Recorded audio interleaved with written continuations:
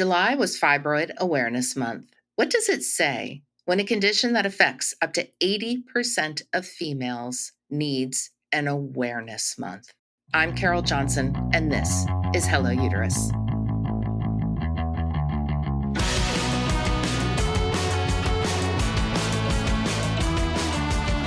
We're back from the phenomenal, and I can say that 50 times, phenomenal white dress empowerment event in Washington, D.C., and we are changed. This has been an emotional month, hearing the stories of courage, despair, and hope, capped off by our guest interview today. Yes, tears made an appearance again. It just seems like this month, I don't know. It feels like I can't get away from, and I don't want to get away from it, from the sort of cumulative emotional impact that I've experienced, which is a benefit of creating this podcast, a benefit of creating the Uterine Kind app and the brand and the work that we're doing in this space. It feels like there's just been this cumulative sort of tipping point where I'm changed. I listen to these stories. I look into the faces of women who have had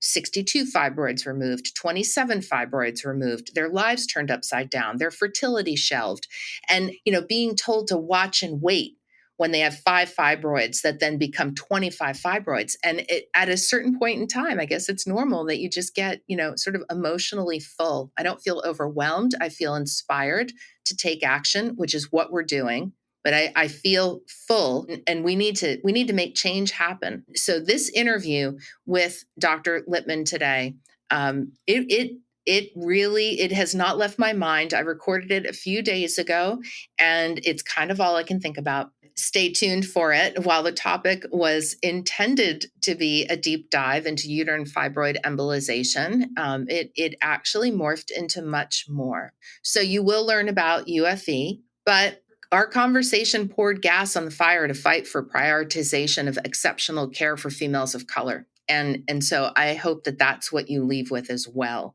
Minimizing fibroids and their impact is over. It's just, in my mind, it's over. It's not happening anymore. We're going to change it. And you guys are part of that. So thank you. Before we get into this interview, first, Uterus in the News.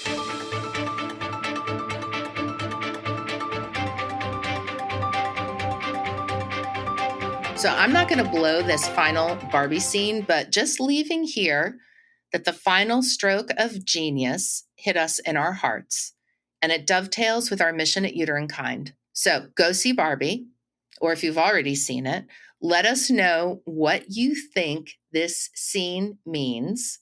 And I'm not going to tell you what the scene is. You know what the scene is. Let us know what you think the scene means at Uterine Kind on our socials, Instagram, TikTok, at Uterine Kind. What does this final Barbie scene mean to you? On another note, the ERA turns 100 and our uteri are none the better for it. Can something really turn 100 if it never got crowned to begin with? Building the crown anew is Generation Ratify. They are going where others, in my opinion, wrongfully said don't go, right to the heart of choice. Without the ERA, only white cis males have body autonomy in the United States of America, and that's offensive. So please support their efforts on social and visit their site, generationratify.org. After a quick break, we'll be back with Dr. John Lipman talking fibroids, their impact, and uterine fibroid embolization. Follow the Uterine Kind team and me over on Instagram and TikTok at Uterine Kind. We're delighted today to have Dr. John Lipman from the Atlanta Fibroid Center join us. Dr. Lipman earned his medical degree from Georgetown University and performed his radiology residency at Brigham and Women's Hospital with the Harvard Medical School. He is fellowship trained in vascular and interventional radiology, and that happened at Yale New Haven Hospital, the Yale University School of Medicine. So this is obviously a highly qualified interventional radiologist, but the thing that really stood out to us was the fact that he has performed over 10,000 uterine fibroid embolizations. And you know how important it is here at Uterine Kind that you are working with high volume surgeons, not the onesies and twosies as we talk about it here, but that someone who is a specialist in the treatment that you feel is the best solution for you. And that is, without a doubt, Dr. John Lipman. Thank you for being on Hello Uterus. We really appreciate your time because I'm sure you don't have much when you're doing that number of UFEs. Well, I appreciate it. We feel very fortunate to have spared unnecessary hysterectomies for thousands of women.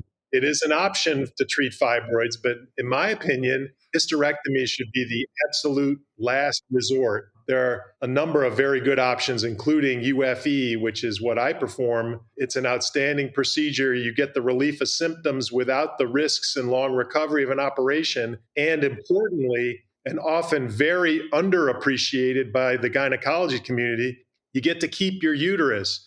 That's really important. And at Hello Uterus, I was so glad you reached out to me because it's like, yes, my life's work has been to keep the uterus. Women can keep it. Yeah. And they're surprised when I tell them that they can keep it. It's important. And it's so important. I'm so glad that you launched right into that because that is crucial. I just had a person reach out on social who was in her late 20s. And she said she has not received a definitive diagnosis for heavy bleeding. And she said, I cannot wait to get a hysterectomy. And I'm not a medical doctor. I don't run around on social giving medical advice ever. But I will say here in the presence of a doctor that the uterus is not a disposable organ. Do not lust after a hysterectomy. We barely understand the female body as it is. And it's clear that when you take the uterus out, it disrupts the communication system in the female body. So please press pause on that until it is absolutely and hopefully never necessary. Thank you, Dr. Lipman, for starting there. When you counsel your patients, what do you talk to them about regarding the uterus and why it's important to maintain it as part of your body? Well, a lot of patients will come into the office with significant symptoms from fibroids. Heavy bleeding, it's the number one reason why women have heavy periods, pelvic pain, urinary frequency, and sometimes symptoms they don't recognize as fibroid related, like chronic constipation, painful intercourse, sciatica. But they will tell me, my gynecologist told me that since I'm not interested in any more children, I don't need my uterus anymore. And that's an absolutely absurd statement. The uterus is very important to women. It's important for them psychologically. A number of women that undergo hysterectomy feel like a man being castrated. They all of a sudden have lost the epicenter of what made them a woman, and now they have psychological issues. There is a lot of sexual dysfunction after hysterectomy, loss of libido, loss of orgasm. These are embarrassing things to talk about, so people fail to talk about it, but it's real, and you can find all sorts of information about that. There's a lot of bone loss. We know that when a woman loses her uterus, there's a lot of bone loss that occurs. Urinary leaking. Hysterectomy is the second most common surgery done in the United States, which is staggering because half the population doesn't have a uterus. Whoa, wait a second. Second most common? Second. Wow. And the most common reason why are these benign fibroids. And it's usually African-American women who disproportionately suffer. And the average age is less than 40. So these are young women, primarily women of color. But so the urinary leaking, my point there was, next time you go to a large grocery store, we have Kroger and Publix in these parts, or Walgreens, CVS, drugstores that sell adult diapers, take a look who's on the packaging, because that's who they're marketing to, clearly. And these are big companies like Depends and Kimberly-Clark, or Colgate-Palmolive. These are smart Madison Avenue marketers. The person on the package for these adult diapers, in my opinion, when I'm thinking of that, if somebody asked me, I would say, okay, well, you'll probably see an elderly man or woman on the package because that's clearly the people that are wearing these diapers. No, right. You'll see a young, attractive woman of color. Why? Again, the average age is less than 40, and these are Black women that have had hysterectomies. Now they leak urine. You take this big fibroid-filled uterus out of the pelvis, and it weakens the pelvic floor, and now they have to wear an adult diaper. In fact, I have this advertisement from Depends. It's this really attractive African-American woman around 30, and she's pulling up her skinny jeans over her adult diaper, and it says something like, "They'll never know your secret." It's like, what? I want to know why that woman needs an adult diaper. That's what I want to know. And that's why. And let's not keep any of this stuff secret anymore. People need to feel free to talk about their gynecologic health, their periods, their symptoms, their bleeding. Silence normalizes things.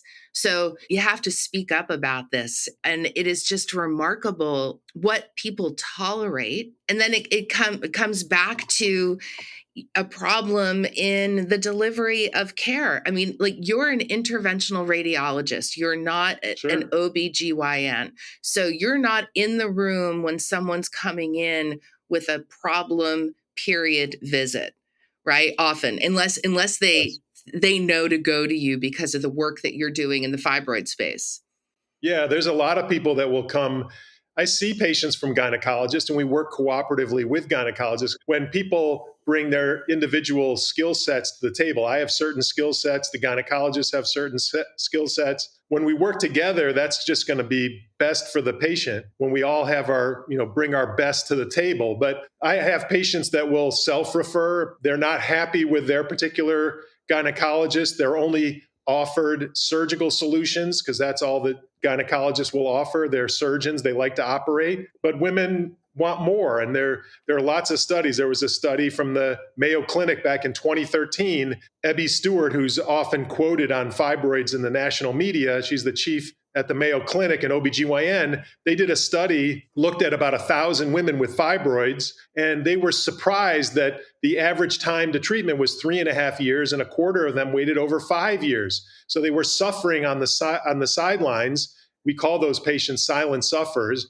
And when they actually looked at why they were waiting, they couldn't believe why they were waiting so long. I knew why. The answer was they didn't want surgery, and they weren't told about UFE, the non-surgical approach to treat fibroids. And so patients will see that about UFE, they're not getting the answers they want. They'll find another doctor. And I tell them all the time, if somebody is feeling, if you're going to a doctor, whatever doctor it is, it could be an OBGYN, it could be any kind of physician, and they're not listening to you, they're dismissing what you're saying, or you're not getting the answers that you want, find another doctor. There are plenty of great doctors around, and don't be afraid to get a second opinion. If something doesn't sit right, nobody knows your body better than you, period. And so find the doctor that's going to work together cooperatively as a team to bring you the solutions that you want. You don't want surgery? I understand. I wouldn't want surgery either.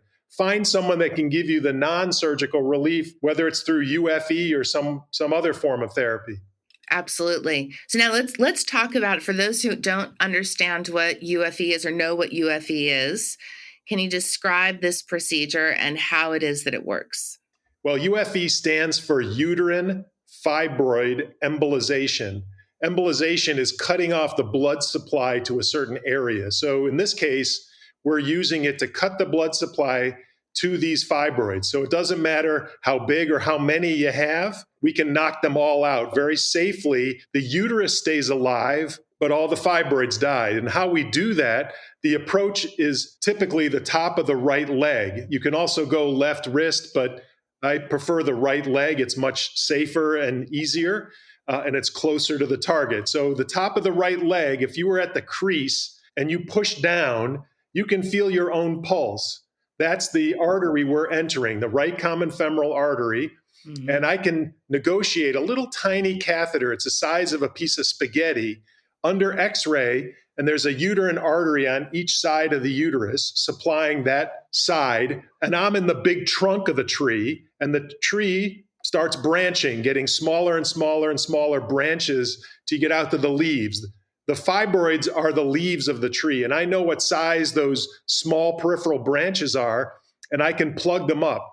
Without a blood supply, the fibroids will all die, and as they die, they will soften and shrink. And as the softening and shrinking of all these fibroids occurs, a woman's symptoms go away. And so it's interesting how this UFE procedure got discovered. I've been embolizing fibroids for the past 25 years, but before that, I was embolizing cancerous tumors to make it an easier surgery. So we would embolize a tumor, and so the surgeon could take it out much easier, less anesthetic time. It was quicker. It didn't bleed at all. So it was easy surgery. Safer for the patient, quicker, easier for the surgeon. So heretofore, it was only done for cancerous tumors of the body. But somebody in France got the bright idea, well, why don't we embolize fibroids before hysterectomy? Fibroids are very vascular tumors, just like cancerous tumors. They're benign, but they're very vascular. So if you cut the blood supply off, it'll make it an easier hysterectomy. Okay, made sense. So they started doing that in France back in the early 1990s, early to mid 90s. And in France, they have a socialized healthcare system. Unlike here, you've got to wait, that's rationed healthcare. You can't get an elective procedure done anytime quickly. You got to wait. You got to wait for imaging. You got to wait for elective procedures. And this was an elective hysterectomy. So the patient would get embolized by the interventional radiologist and then sent home. And then they would wait 6 weeks, 7 weeks, 8 weeks, waiting for their elective hysterectomy. Well, what happened? These patients' symptoms started to go away.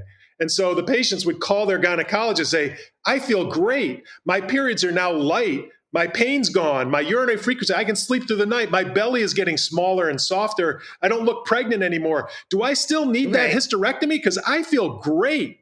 And the answer was no, you didn't need the second part. All you needed was part A, the UFE.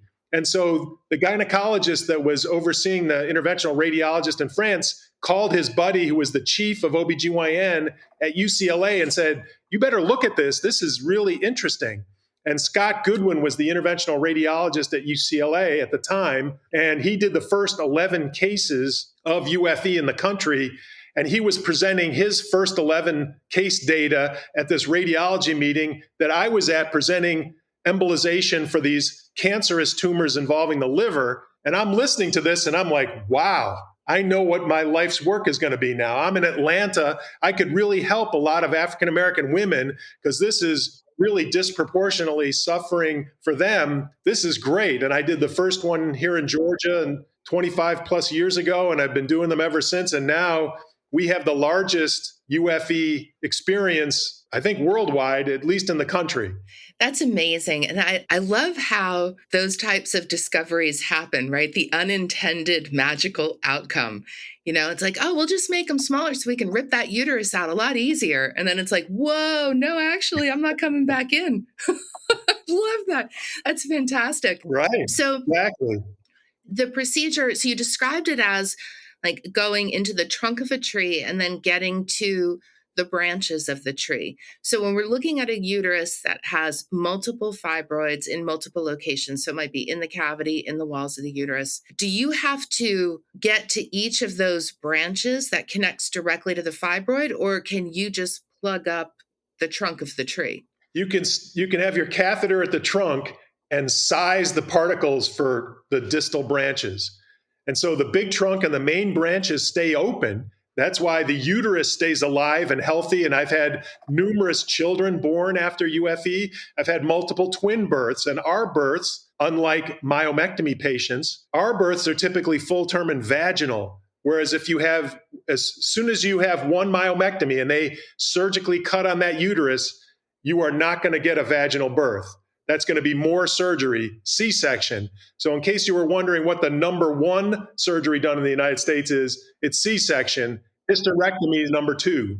So now, what if you had a hysteroscopic myomectomy and it was just for fibroids located within the uterine cavity? Do you still have the potential for a vaginal birth? You do.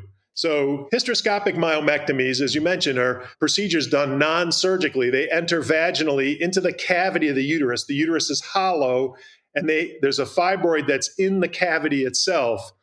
That's an unusual location for fibroids. It is the least common location. And so going in to address those types of fibroids can be done vaginally, with a hysteroscope. But usually the vast majority of people don't have just that kind of fibroid. It's very unusual to have just that. They usually have that plus a bunch of others that they can address from the inside, because coming from the inside, you can only address the ones in the cavity, whereas UFE will address them no matter where they are, even if they're in the cavity. Now, that being said, you don't want to embolize somebody, just embolize them if they have one in the cavity that's more than, say, 3.5 centimeters in size, because anyone that's in the cavity is going to then, after embolization, come out vaginally.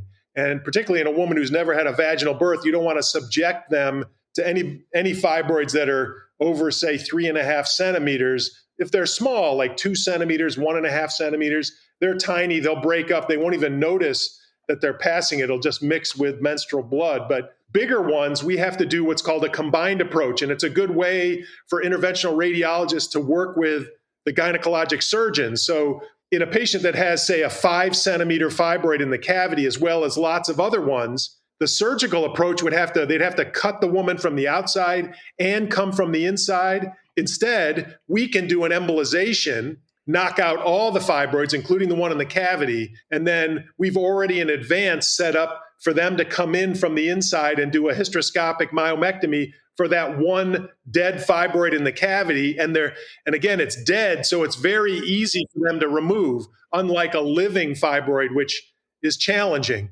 Yeah, challenging, and it can take a really long time. And that sets up the potential for things like fluid overload and different things that your surgeon has to manage that can really make that surgery difficult. And that is, again, why I always say high volume surgeon. If myomectomy is your route, then you need to be with a person who does myomectomies all day long, because It is not an easy surgery. I would say it's more difficult than your typical orthopedic, knee operation. There's so many things that can go wrong when you have a device in your uterus, that area is tightly packed with really important organs. Yes. And so every myomectomy patient has to sign a medical release saying, you understand, we're going in for myomectomy, but we could end up with hysterectomy. Yeah. And so they have to sign that away. The gynecologists love to do hysteroscopic myomectomies for these combined patients that we've already embolized, because they say a dead fibroid is so easy for them to remove. They almost get giddy. Years ago when we started working with them like this, they would send me videos. They couldn't believe how easy it was to remove. And so when everybody's bringing their skill sets to bear, patients benefit. This should be done more. But again, just like a lot of things in the fibroid space, the gynecologists are unaware of, and I presented our data at the AAGL, the American Association of Gynecologic Laparoscopists. You can do these combined procedures and patients love that. And we should be working cooperatively more often. And how is it received? Mixed. Surgeons think that they can handle everything themselves. They've been told their whole, adult life and training that everything can be handled with cold steel. And so it's a little disruptive to them to talk to me and learn about things that we can replace. In fact, interventional radiologists pretty much have replaced every surgical procedure that is done throughout the body. I mean, if you look at some of the major surgeries done on the body, like intracranial aneurysm can be replaced completely without touching a hair on the patient's head.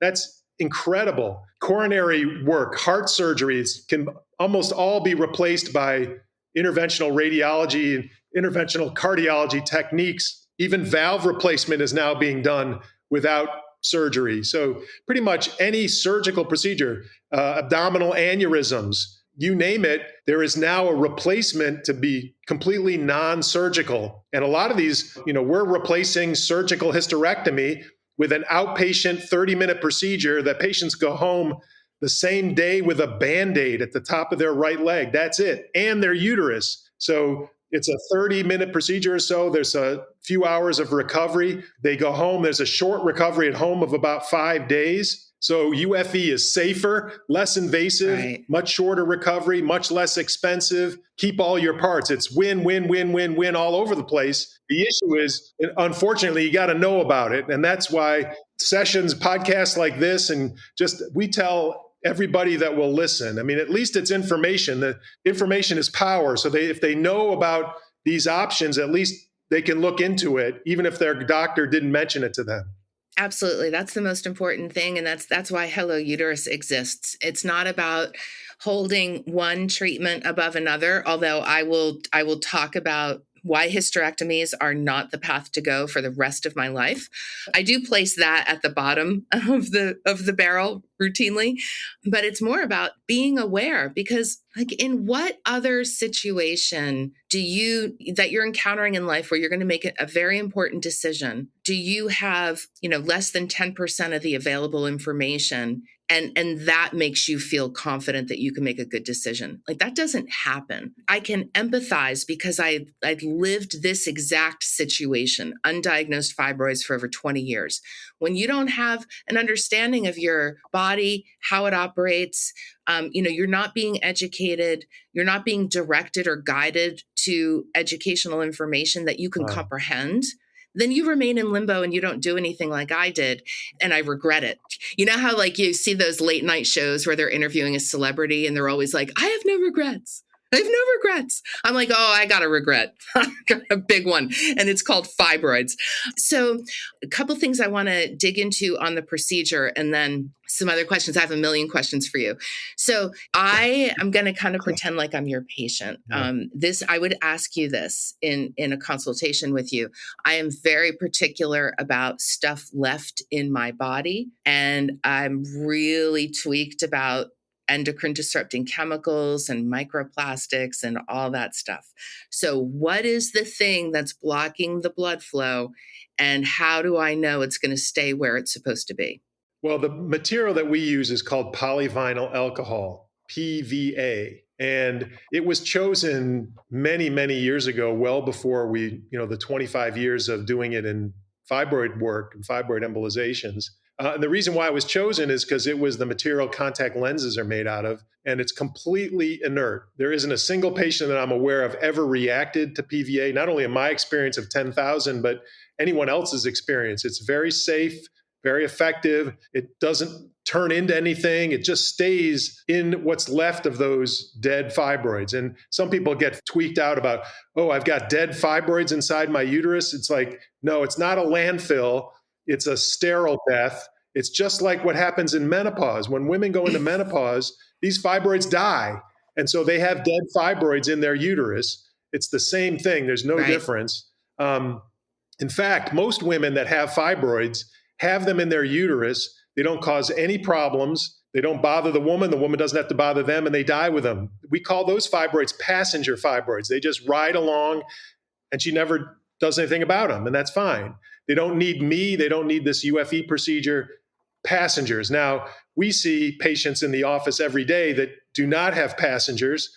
They have very symptomatic uterine fibroids causing a lot of misery. And what the UFE does is convert those very symptomatic fibroids into much smaller dead passengers that will never bother her again. So when sometimes this comes up, we'll tell a patient, you will never know you had these little tiny particles of PVA, but the only way they would ever know is if someone did an autopsy on you. You live to be 100, and your family members decide to do an autopsy. They take out all the organs, they weigh them, they slice them up, and they look at them under the microscope. If they did that to the uterus, they would see these little tiny particles at the edge of each fibroid, because that's where the blood vessels are. They're at the very edge. They're at the perimeter of what's left of these dead fibroids. And it can't travel anywhere else because we're in an artery. As I say, we're in the main trunk of the artery, and arteries are under high pressure. There's arteries and veins. Veins are low pressure. In fact, you might remember, like if they ever given blood or they ever take a blood sample from a vein, they've got to put a tourniquet. They got to put something on your arm to increase the pressure, because otherwise it would just dribble out and clot before they could ever get enough blood. I never knew the reason why. That's so great. Arteries are high pressure. So those are like the gory movies. You see the blood just fly out of the artery like a fire hose. Well, we take advantage of that. It's a one-way street. I'm in the trunk, and it's a one-directional flow, very high pressure flow. And those little tiny particles, they just zip by all the big trunk and the big branches. They go right out to the small peripheral branches in the fibroid where we want them. and there's no way of coming back against that fire hose. They're in there, they stay locked in forever. They're not going to go anywhere. Wow, that's wild. Thank you for explaining that. I never knew why, the artery puncture, like why that was. I just figured it's because the arteries are bigger than veins. I just thought it was a size thing. I never thought about the pressure, which is so ridiculous, because how many times do we hear blood pressure in our lives, right? I just never connected the dots on Right. that. I love when that happens. So, okay, so they get jettisoned to the fibroid and collect where the branch, what is the technical term for that? Yeah, they're little tiny arterial branches that feed the fibroids. The fibroids have a very crude blood supply at the perimeter, and by simple diffusion, nutrients will feed the fibroid. So when the fibroid is small, the diffusion is a very effective for them to grow. But over time, as the center of the fibroid gets farther away from the perimeter, the system doesn't work very well, because simple diffusion can work for a certain distance, but then it fails. It just doesn't make it. And so vulnerable central areas of the fibroid are vulnerable to die. And so when fibroids die without embolization, just die spontaneously, that's called degeneration, and it causes a lot of pain. In fact, if a big right-sided fibroid degenerates, patients have gone to the emergency room, young women with a degenerating fibroid on the right side, and it seems like it's appendicitis. It can be that severe and initially can be, confused for appendicitis. But we are doing that, but we want to knock all the fibroids out. So we are, in a sense, causing fibroid degeneration in all the fibroids. And so we have ways to mitigate the pain up front. So the patients do experience some pain, but fortunately, and we've gotten much better over the past several years, the number of patients that have significant pain after the procedure is much lower now. Because you might read, "Oh, I heard UFE is painful." Well, in very few patients, it's significantly painful. At least at our center, we've become very good at treating that on the front end. And so our patients get some pain, but it's very manageable. Very rarely do we have somebody that has really bad pain that we just bring back for a few hours and then that's it. That's excellent. So now I always feel like there are great candidates for an intervention. And then there's pretty much like great candidates, like you're a perfect candidate for this. And then this is going to be a good solid treatment for you. Who's the great candidate for UFE?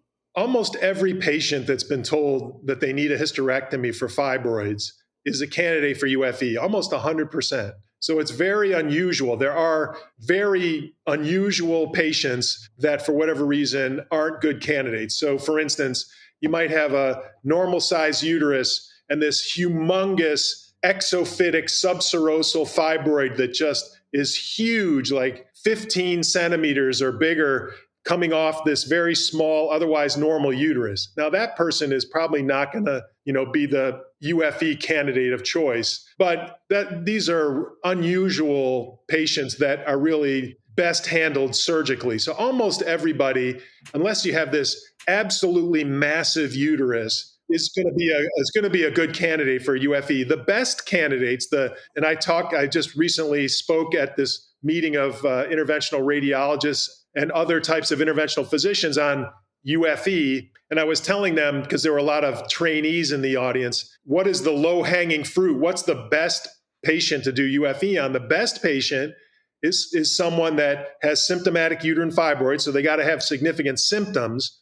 Their uterus is anywhere from 12 to 16 week size, so they're not these massive, huge uteruses. 16 weeks is just up to the belly button, to give you a reference. So somewhere in that 12 to 16 week size, up to the belly button or maybe a little bit below the belly button, have multiple reasonable size fibroids, somewhere 3, 4, 5, 6, 7 centimeter. They don't have any, 15 centimeter fibroids. They're, kind of small to mid-size. They have a enlarged uterus, but not a massive uterus. They're not interested in fertility. Now, as I say, I will do embolization on patients interested in fertility. It's a longer discussion. We've got to go through a lot of fertility stuff and what are the comparisons between that and myomectomy. But I'm just talking about the very best candidate is someone that isn't interested in fertility. That's a much easier discussion. So those are some of the points about that. I was delighted to hear that adenomyosis is potentially treatable with UFE, and very much so. Okay, before we get into that, I just want to identify it for people who may not be familiar with the term. So adenomyosis is when the endometrial tissue, which is the lining of the uterus, is found growing within the muscular wall of the uterus, and it can be diffuse or focal. Meaning it can grow. It can almost look like a fibroid. When it is focal, or it can look like it's sort of speckled throughout your uterus. This condition is incredibly painful. It is believed that the only definitive treatment for it is a hysterectomy, and I don't know if you have heard this research, Dr. Lipman, but they are discovering that adenomyosis has a high degree of prevalence in people who are in their teens and 20s who have dysmenorrhea. So they found that 24% of people who have painful periods who are in their teens and 20s showed adenomyosis. And that is unsettling to me because that's a very difficult condition to deal with. So when I saw that UFE was a potential treatment for adenomyosis, I thought, okay, we need to understand how this works. So how is UFE deployed against adenomyosis? Well, we treat it the same fashion. The approach is the same. It's a right femoral approach, and we will embolize the area. We use an MRI, just like with fibroids. We have the MRI up, and we're looking at the MRI while we're trying to compare what we see angiographically. We will see these vessels that are abnormal, that are feeding this adenomyotic area, whether it's diffuse, whether it's focal, like a fibroid. It'll be treated in the same way. Now, we use a smaller size particle, and we will be a little bit more heavy-handed, if you will, with the embolization. And that has been shown to be more effective. In fibroids, you want to kill the fibroids, and there's a certain angiographic endpoint and a certain size that you use particle-wise. The perifibroid plexus is around 500 to 700 microns in size, so you size your particles for that. For adenomyosis, just a little smaller particle size is best utilized, and you go to a little stronger endpoint. But the idea, the technique is otherwise the same. You want to convert that focal adenomyotic area or the diffuse segment of adenomyosis into a smaller, non-enhancing, infarcted area. So it's not alive anymore, just like a dead fibroid. The issue with adenomyosis is there are a number of them. Oftentimes we'll see patients, sometimes they've been told their whole gynecologic experience that they have fibroids because they're African American, they're the right age, they're the right race, they have the same symptoms as a fibroid patient. They have an enlarged uterus on ultrasound, and they get the diagnosis of fibroids, even though there are no fibroids in the uterus. And I've got to explain to them the difference, that you have adenomyosis instead of fibroids. They feel takes a lot longer because they've been told for years they had fibroids, and it's the misdiagnosed on these office ultrasounds that are done. That's why MRI is so good. MRI is the gold standard in evaluating for adenomyosis. There's no problem diagnosing it with MRI, but these low resolution ultrasound exams commonly miss it.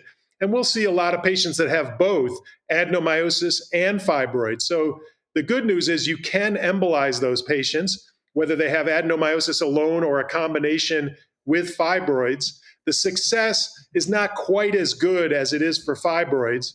The success is 90% for fibroids, and it's more like 80% for adenomyosis. And I'll take that. It's very good. And the more focal it is, the more like it's like a fibroid, the better it is for the patient. And again, the only other thing, they can't surgically see this adenomyosis if it's diffuse, and they can't surgically cut it out. So the only option really for these patients other than embolization is hysterectomy. And so we can, again, end a lot of hysterectomies, not only for fibroids, but also adenomyosis with UFE. And I guess if you don't have an F, you just have adenomyosis, the correct term would be UAE for those patients. Right. It's the same procedure. As I said at the top, adenomyosis is, in my opinion, and according to recent research, it's way more common than we thought. It's not a disease of women in their 40s. And it really, like, I have to say, like, don't give up your quality of life in your 20s and 30s, in your adolescence. Don't dismiss these symptoms and accept a really low quality of life. You will regret it. You will regret it. Yeah, that's another important point. I mean, unfortunately, we still don't know where fibroids come from, and we need more research. I mean, if you look at the research funding that fibroids get, they a couple of years ago they did a study and they looked at the top 300 medical conditions in terms of research money. Fibroids were in the bottom 50 of 300 medical conditions that were looked at, the top 300, even though, fibroids affect 80% of African American women, affect women of all races, but particularly disproportionate in African American women. In 2020, the amount of research that fibroids got was $18 million, which sounds like a lot of money, but it really isn't, because fibroids cause roughly $35 billion cost to society annually. It affects roughly 26 million women in the United States. So if you look at it for research funding per woman affected, it's about 69 cents per person. And if you take a medical condition that affects primarily Caucasian people, cystic fibrosis, for instance, cystic fibrosis affects only 30,000 people. Now, it is a terrible lung disease, and we're getting better at treating it. Only 30,000 people have cystic fibrosis. The cost to society is $1 billion a year versus $35 billion a year for fibroids, but yet it commands $94 million in research funding, in 2020, which is $3,000 per person. So cystic fibrosis, this kind of, in a sense, fringe medical condition that causes a lot of misery, but in a small number of people, they get $3,000 per person affected. Fibroids, which affects so many women and has such an impact to society, 69 cents per person. And that inequity is totally unacceptable. Yeah, it's offensive. I think actually the funding for 2023 decreased, I believe, at $16 million. $16 million gets you like some surgical gowns. And I mean, let's just be real. $16 million for research doesn't get you very much. It doesn't get you multiple trials. And this is across the board. When you were mentioning the bottom 50 conditions, I'm going to go out on a limb and guess that those 50 conditions all primarily impact females, because we get 1% of all worldwide health funding for female conditions that are non-cancerous. 1%. That's what we're worth. And then nothing enrages us more here than that fact. So thank you for bringing it up. And I'm glad that it's something that you're passionate about. It's so important. I just made a major donation to our national society, the Society of Interventional Radiology, to fund very important fibroid research and two very strong initiatives that have already started. So, I wanted to kind of put my money where my mouth is, and we're doing what we can to try to increase fibroid research funding because it is so necessary and it's been overlooked. Well, that leads me into like a question that I was so excited to ask you. Well, I'll do a disclaimer before I ask the question. I'm going to ask Dr. Lipman a question that requires him to theorize. So he is not stating for fact. Get on the magic carpet ride with us and let's pretend like we ran into Dr. Lipman at like an art opening or something. I don't know. And we found out that he focuses on fibroids, and we say, Dr. Lipman, just, when like if somebody said, I know what causes fibroids, and if you guess it, I'm going to give you $1 million for your fibroid foundation. Okay. So what is the guess? What do you think it is? Well, I'm sure it's not a simple answer. Once they arrive, however, once fibroids are on the scene, they grow with hormones, primarily estrogen. That's why they can grow rapidly during pregnancy and why they tend, for the most part, to be not an issue, a significant issue once a woman is in menopause. So estrogen plays a significant role here, whether, causative is a little challenging, but and that's why where we focus our initial conversation about when somebody comes in and talks to us about fibroids, we want to know, kind of the stuff that they've been doing, because a lot of these women have been suffering a long time. So, we employ, if you will, an anti-estrogenic strategy. And so there are certain hormone-rich foods you can't avoid hormones. It's even in the water, but there are certain hormone-rich foods: red meat, non-organic chicken, dairy. You can limit those or try to eliminate those. Right. There are flavonoids, compounds that are in colored fruits and vegetables that block an important enzyme in estrogen production. So eating more colored fruits and vegetables. Vitamin D is really important. It's not a vitamin, technically, it's a hormone, but it's a very powerful anti-fibroid growth substance.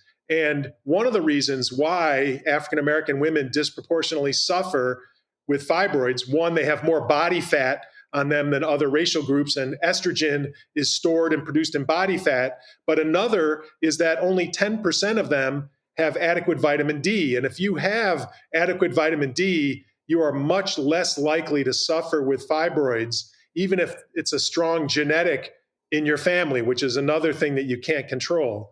So we're all about, kind of anti-estrogenic approach, trying to exercise, lose excess body fat, eat healthy, make healthy eating choices, limit or eliminate estrogenic foods, increase, things that are better for you. It's not only good for your fibroid health, it's good for your cardiovascular health. Very important information. So what I love that I'm hearing is that when somebody goes to see you for a consultation, they're getting this wide view of uterine health and how to manage fibroids and how to get your body back into balance after UFE. It's remarkable because a lot of times you walk in and it's like, yeah, it's probably just a fibroid. It's not a big deal. Everybody gets them. It'll probably go away on its own. Oh, yeah, I hear that a lot. In fact, I get very little time with my doctor. If I get 5 minutes, I feel like I've gotten a lot. And I spend 45 minutes with a new patient consult. And so we go in depth into your period. And it's important because a lot of times if you go to your primary doc or even your gynecologist, they'll ask you, well, how's your period? Oh, it's fine. And if that's all you do, you don't realize that what they think is fine is not fine at all. It's just they've been doing it for so long, it becomes their new normal. And it's not normal, but all they know is this horrifically heavy period where blood can literally pour out of them, accidents to their clothes, wearing extra gear, even diapers to prevent accidents. They can think that's normal. And because they've been doing it for so long, or they may ask the most trusted advice and they go to their mom. And guess what? Mom suffered with fibroids too. And so she says, oh, yeah, that's kind of our lot in life. We're just heavy bleeders.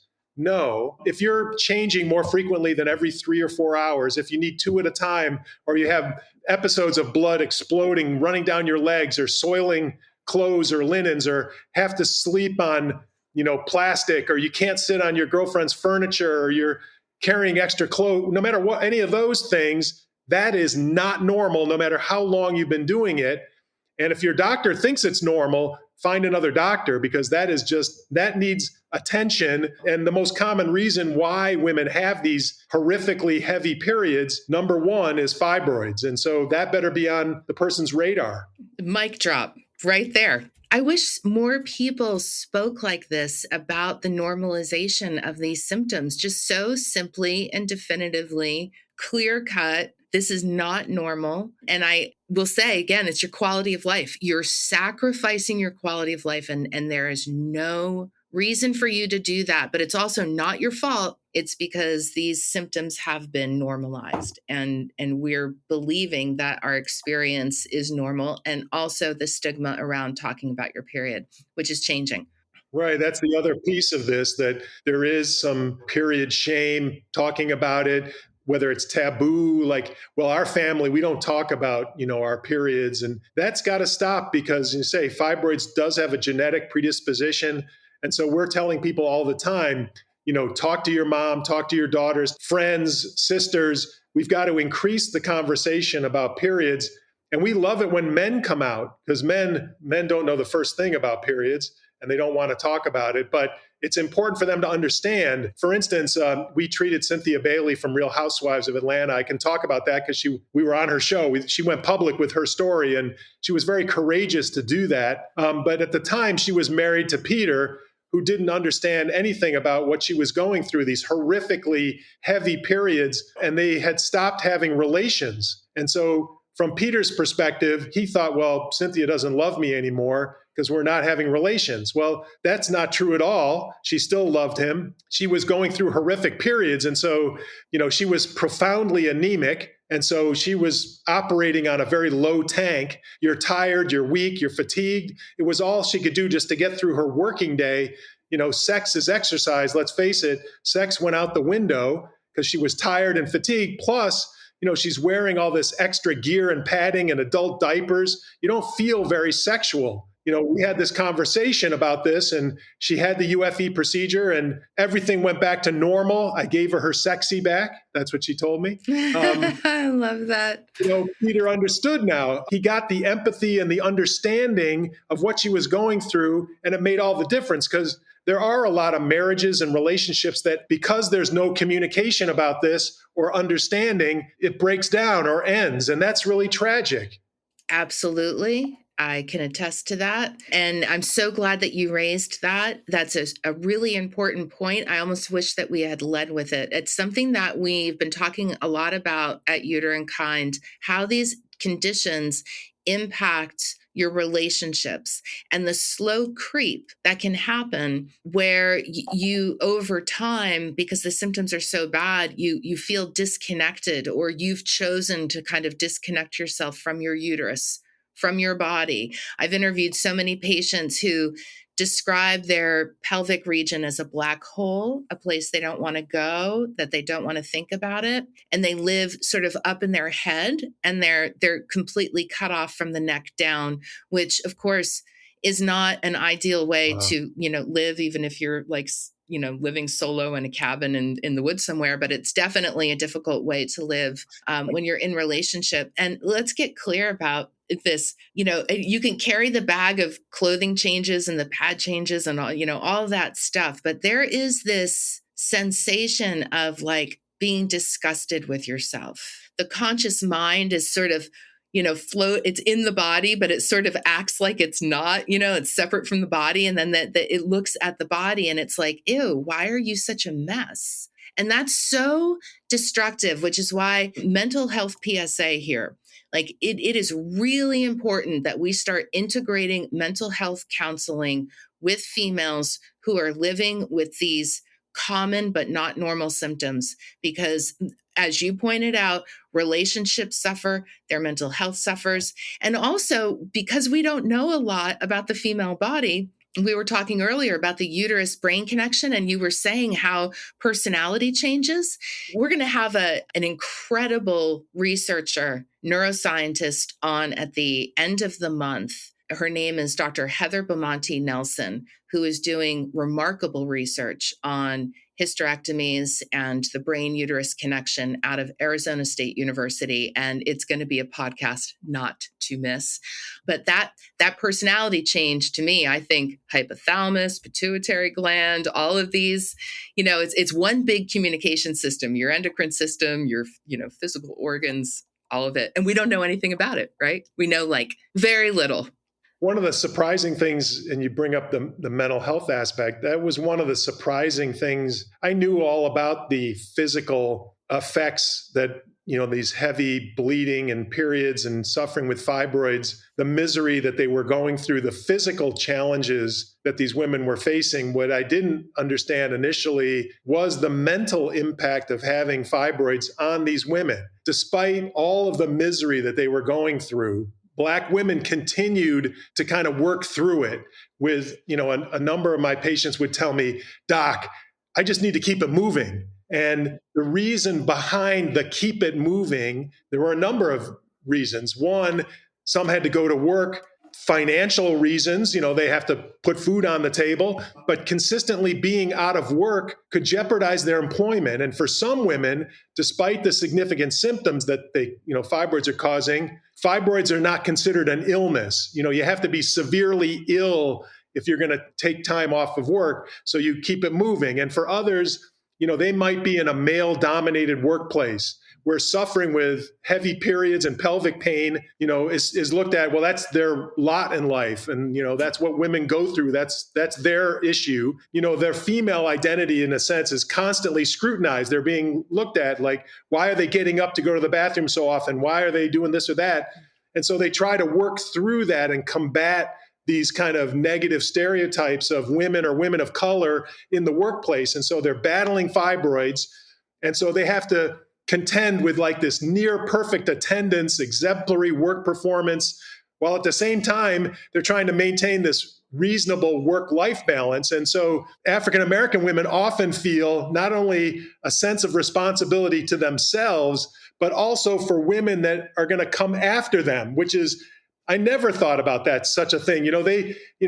If a job is underrepresented by minorities, how will they be respected by their male counterparts if they're calling out repeatedly or asking their counterparts to cover for them or go home unexpectedly? There's no other choice. You got to keep it moving because the next person they hire is not going to look like me because I was a problem for them. And so the mental aspect of this is going on month after month after month is unbelievable to me. I never had such thoughts when I was in the workplace or, any of that. Yeah, it makes me, want to, like, I have to hold back tears. Like it's just devastating. I mean, I like legit have to hold back tears. Thank you for identifying that and speaking to that. People don't articulate how negative this is, how destructive it is. And the thing that is so infuriating is we can diagnose fibroids. It shouldn't take 4 years to have that happen. We can talk about it. It's not normal. It's common, but not normal. And to then like sit back and think like, oh, we got $16 million for research. That like if we got $16 million for research, what did we get for awareness? What did we get to support women who are living through this? What did we get to study the number of women who experience postpartum hemorrhaging and whether or not they had undiagnosed fibroids or untreated fibroids because of that? Like, can we stop messing around with this and diminishing it? You mentioned, being in a workplace with men. Like, I've let go of all sort of like social composure when I talk about this now in front of men. I think it's a gift because they need to understand this. But I'll say, like, imagine your bicep muscle, and I just crammed 15 golf balls in it. You tell me how you'd feel, right? Now, this is happening in such a sensitive area, and other organs are being pushed out of the way, and it is incredibly a difficult condition to deal with. So the more that we talk about it, and especially, Dr. Lipman, I'm so glad that we found you because the way that you just articulated that, it's just like gut punch. You nailed it. There is a legislation that is still sitting idle in the House and the Senate. It's the Stephanie Tubbs Jones Fibroid Research and Education Act. Stephanie Tubbs Jones was in the House of Representatives. She suffered with fibroids and unfortunately she passed. But her legislation is still there. It has two really important components. One, it directs the NIH. It provides $30 million a year for the next 5 years. So it's an improvement for fibroid research, which is obviously so necessary, as we mentioned.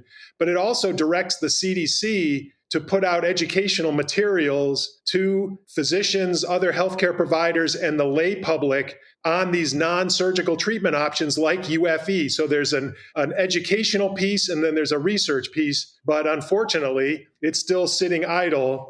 Our representative here in Georgia, David Scott, is one of the co-sponsors. Yvette Clarke from New York is the main person driving this on the House side, and on the Senate side, it's Cory Booker. But it's just sitting there, and it's really a shame because this is not a Democrat or Republican kind of thing. This should have bipartisan support. It should be fast-tracked and signed into law, but unfortunately, that's not happening, at least not yet. Yeah, it is, one of those things that should fire you up because, we all pay the same amount in taxes, right? The same percentage of our income in taxes. And that's what funds this research. Shouldn't we get half the pie? I mean, I think we certainly should get more than 5% of the pie, which is the total amount that we get. So thank you for bringing that up. We will make sure on social as we come to the end of Fibroid Awareness Month, but it's fibroid awareness every day, all day here, that we help you more easily support these opportunities that we have in Congress to get this legislation passed and to get this money. We deserve it. Let's go get it. let's make it happen. Let's dress up like giant fibroids and go to DC and stand. You know what? We should do that because they are not pretty. I think we got to find somebody to make the costumes. Somehow I believe you could make that happen. Somehow I believe that. Right. This has been such a whirlwind conversation. Like I've gone from laughing and being like mesmerized by what I'm learning. I had no idea. Like I never connected the dots on blood pressure and pressure in the vein. And I can't thank you enough. Well, hopefully you can do it again soon. Yeah, I think we have to because I think it would be really cool to have sort of like a fireside chat with some patients who have had various experiences and just really to give more airtime to the emotional and mental hits that people take when they're living with conditions like this, whether it's fibroids, adenomyosis, endometriosis, PCOS, doesn't matter. Yeah, it's reassuring to know that you're not the only one going through this. And it's such a common condition. And at least the first step is to increase the conversations, increase the communication, particularly amongst mothers, friends, daughters. And we spend a lot of time in the community talking to women's groups and particularly African-American groups. The more we can increase the conversation, say information is power. Absolutely. So to that end, where can we find you? Are you on social? We are. It's very easy to find me. Our website is atlii.com.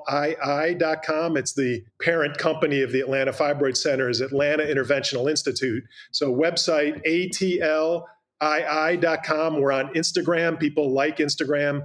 That's Dr_LIPMAN. Other people want to watch a UFE procedure. And so we have a YouTube channel with hundreds of videos on fibroids, on UFE. They can watch me do a UFE procedure from start to finish. Say it's about a 30-minute procedure. And that's Atlanta Fibroid Center. We even have a TikTok page. I'm not doing any challenges. That's for someone else to do. Yeah, for sure. And TikTok is all about education now. They've turned the corner.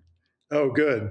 I love the fact that you're so active on the education front and that you love what you do. When you have the opportunity to spend time with a high volume, whether it's a surgeon or a high volume interventional radiologist, but someone who is an absolute expert at this, you soak that up, you take that opportunity, and then you say thank you 10,000 times, which is what I want to say to you right now. But I'm going to say thank you to the however many powers would equal 10,000 times. Thank you to the 100th power. Well, I truly enjoy what I do. I mean, in fact, to say this recent conference I spoke at, I brought up a concept that I learned a number of years ago. It's a Japanese term called ikigai.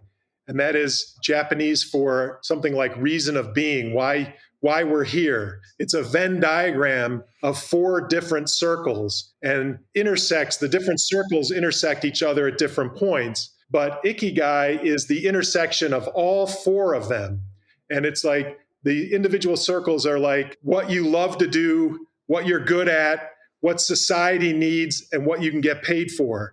And all the intersection of all 4 of those, because some of them intersect in different spots, and that's a different term, but true ikigai is the center of all 4 of them. And that's where I operate at, because to say I love going to work every day. The Atlanta Fibroid Center is so amazing to be there. Our nurses are fabulous, our techs and our front office staff. I mean, they're all happy because, they had worked in a hospital experience and got burned out because they were frustrated and not listened to. And they come to work at our center and it's incredibly happy and positive. And that resonates not only through the center, but patients pick up on it because most communication is nonverbal. They pick up on the fact that you're not happy and you're burned out. And I love going to work. I am very happy and positive because I have my own center. I don't have to deal with a hospital. I still have insurance issues, but I'm doing what I love. I do it all day, every day. I don't have to worry about other things. I'm good at it. It's what society needs. I'm like right at that intersection of all four things. And it is true paradise. It's not cliche. I'm so grateful to hear that. And you said it's ikigai, right? Right. I love it. And when you're practicing as a physician in that space, that's when patients get the best of you. Because when you're not at your best, your patients deserve that. I mean, it's such a privilege to care for these women that I've been seeing over the past 30 years. I really do feel privileged that they allow me into their space and to let me help them. And it's a privilege I do not take lightly at all. Well, we are so grateful that you saw this opportunity when you attended that conference and recognized that this was where you needed to go. And I just imagine your patients are thrilled, and then we're thrilled, even though so many of our audience does not live in Atlanta. Just the fact that you're out there turning the wheels and you're helping to draw awareness to fibroids and their impact is really meaningful to us, and we're really grateful that you do that. So thank you so much, Dr. Lipman, for spending this time with us today. My pleasure. Thank you.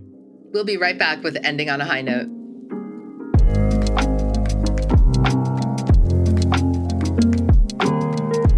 This week's Ending on a High Note brings together like some of my most favorite things. I love art. It doesn't have to be fancy art. It can just be really any art. And I like respect anyone who picks up a paintbrush to paint or a pencil or a pen to draw.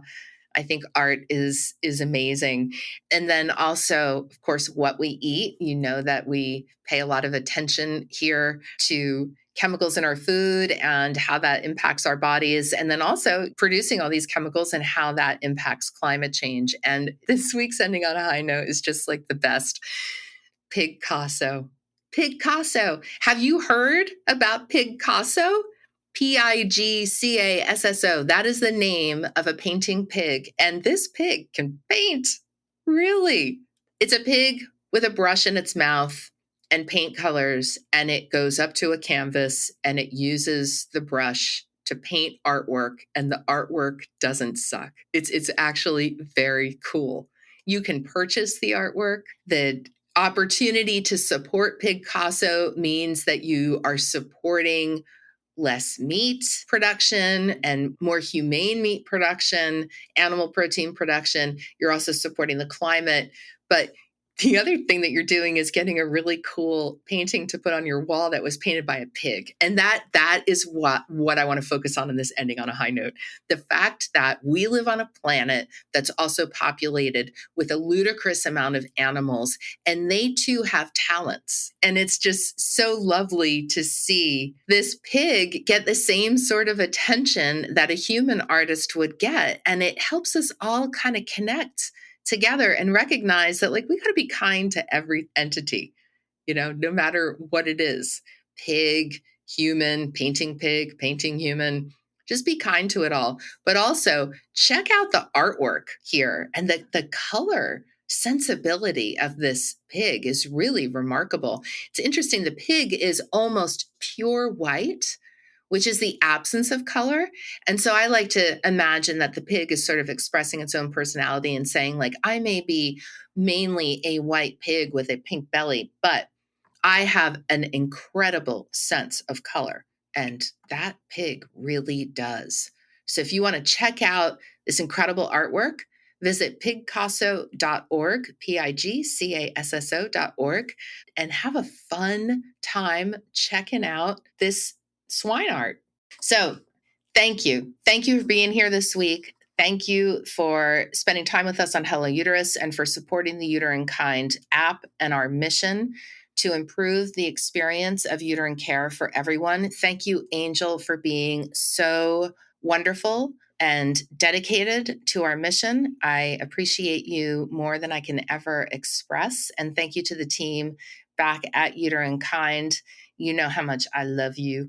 And how much our members love you too. We get the most amazing feedback, and we write it out and tack it up on our walls and put it on Post-its on our computer, and it keeps us focused on our mission. So thank you for utilizing the app, and thank you for letting us know how you feel. Please do subscribe to this podcast where you get your podcasts, and download the app wherever you get your apps. You can also download it from our website.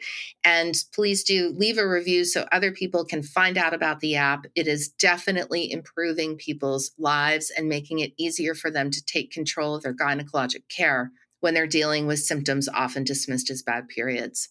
We will be back next week with another episode of Hello Uterus. Till then, be well, be cool, be kind. The Hello Uterus podcast is for informational use only. The content shared here is not used to diagnose or treat any medical condition. Please ask your physician about your health and call 911 if it's an emergency. And thank you, Uterine Kind, for listening.